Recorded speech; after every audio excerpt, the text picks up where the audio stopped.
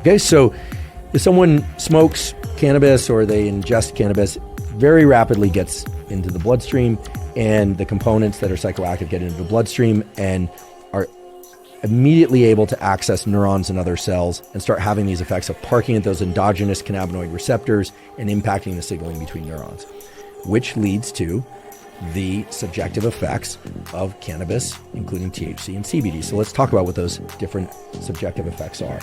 Again, this is going to vary depending on whether or not people are ingesting sativa varieties of cannabis.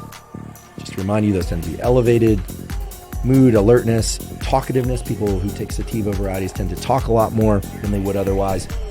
Again, there are exceptions to this. Of course there are exceptions. I'm sure there are people out there shouting, although I guess if you're the quiet people who don't talk too much, you're probably not shouting, or if you're not doing it on sativa. Joke intended, but in any event, there are exceptions.